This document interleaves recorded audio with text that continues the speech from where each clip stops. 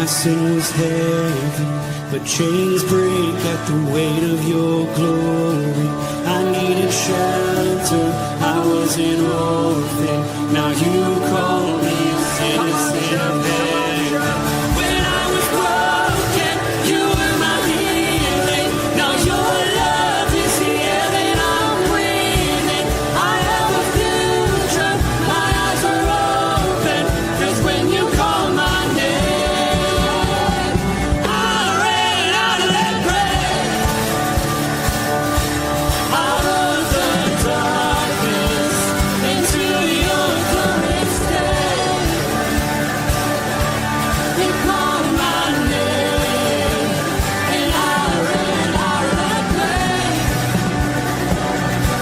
out of the darkness, into your glorious day.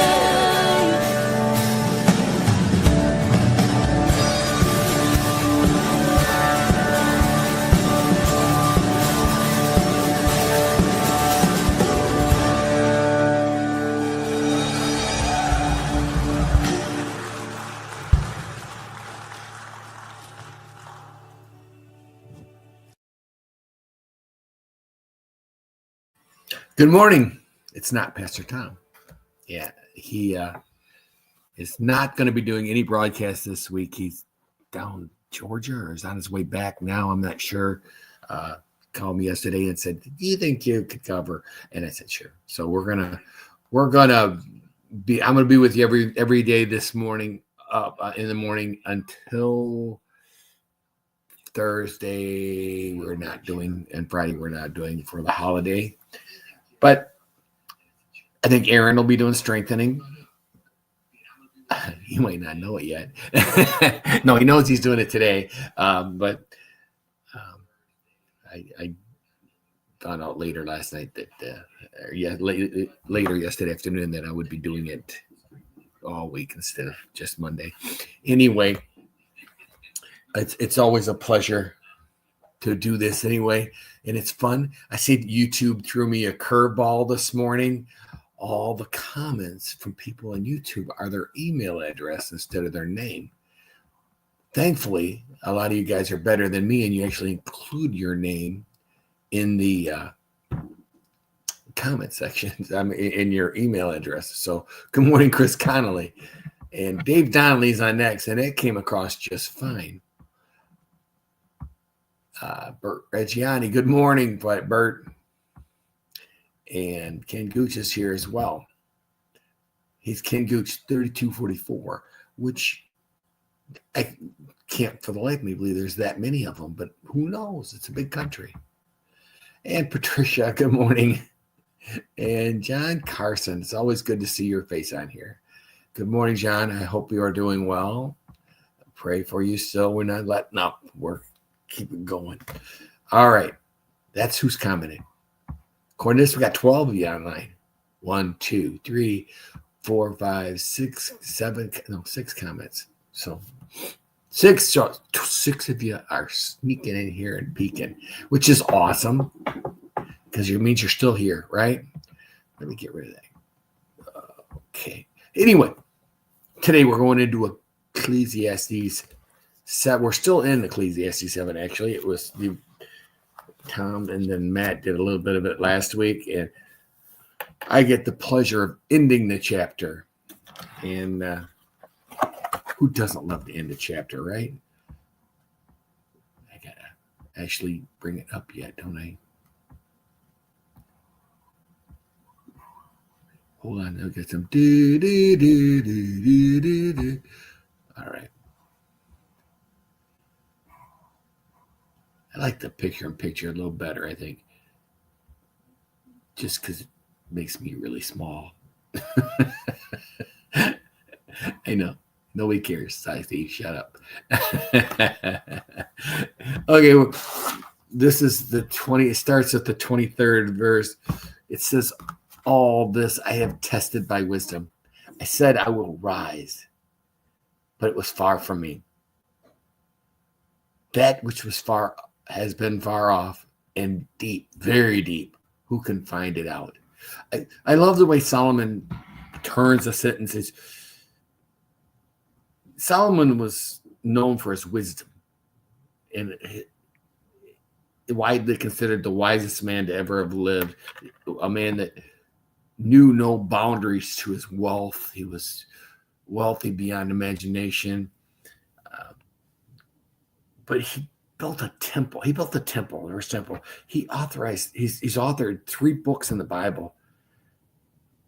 And the cool part about Solomon, when God came to him and offered him a gift, in a dream, he asked for wisdom, discernment and wisdom. I wish that God gladly granted, and then above all else, the wealth and power and fame came with it. His name even means peace. And his entire reign as king of Israel was peaceful and good. We all know the story of the 2 mothers that came to Solomon claiming to have they got the babies mixed up and how we solved it. That's common. It's a pretty common story. But this is something that was at the time considered a shocking way to handle something like this. He even, it's not specifically written, but the way it's written, he talked about animals and birds like he knew them. Like he was almost like a scientist. The only thing that bugs me is had 700 wives. 700 wives. To me, that I'm starting to question his wisdom. I guess that's what I'm going to say. But all this wisdom he's got. And even he says, all this I have tested by wisdom, and I said, I'll be wise, but it was far from me. Solomon knows that no matter how smart and how wise he was, his abilities compared to the wisdom of God were lacking. The wisest is man on earth humbly surrenders to God. And that's the thing that should always make us stop and say, wow, I turned my heart to know and to search out and to seek wisdom and the scheme of things, and to know the wickedness and folly and the foolishness that is madness. And I find something more bitter than death, a woman whose heart is snares and nets, and those hands are fetters. He who pleases God escapes her, but the sinner is taken in by her. Again, it's very poetic, and it does take a little bit of practice to figure this one out. So I through looking at it, he's basically talking about sin. Sin is like a beautiful woman. Built her whole purpose is to trap you and to control you. Righteousness will help you in this. That's what he's trying to say. Righteousness will guide you when you're faced with sin. Righteousness will be the thing that keeps you from falling into that trap. A sinner has no righteousness to fall back on. Not because we are perfect, but because we are for God. I think that's the thing where we have surrendered ourselves to God, and that will be our protection.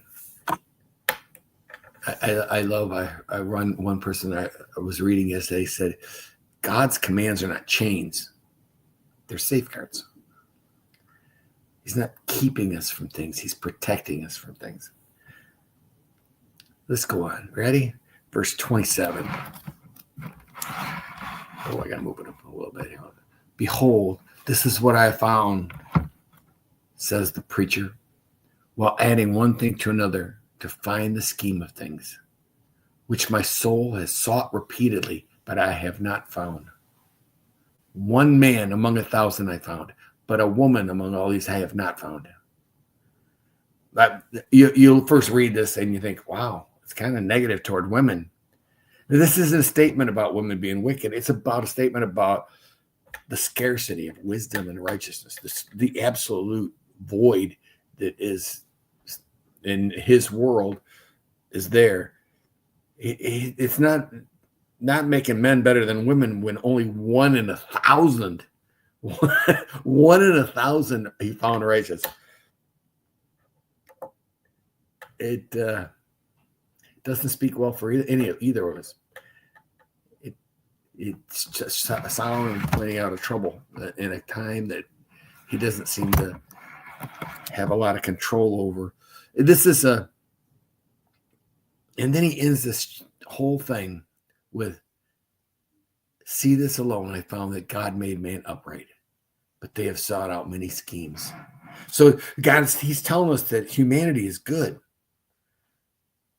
was created good, but we corrupted ourselves by chasing after our own schemes. Just sin is not actually part of our design. That's the thing that baffles me. And the world is broken because we walked away. It's not broken because God messed up. It's broken because we messed up. It's the same God that created us that also provides restoration in Jesus. I love this little statement here because it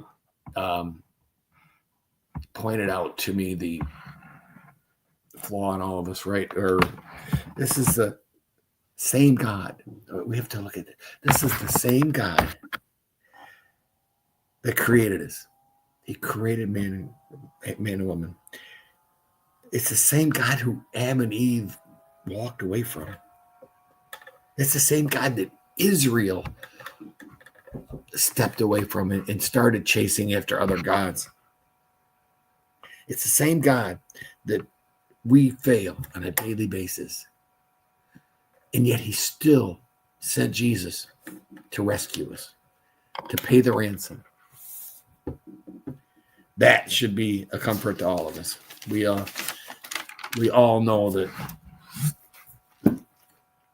we have a loving Father in heaven, and for us to forget that sometimes is hard. I pray this was a blessing. This was a hard one because it took to trying to understand what he was saying here was a challenge. I pray it was a blessing to you, and I think I can leave now because I don't see any more comments. I think we're all set. Either everybody fell asleep or yep, you're still all here. Okay. Have a firmly rooted day, everybody. And may someone see Jesus in you. Peace.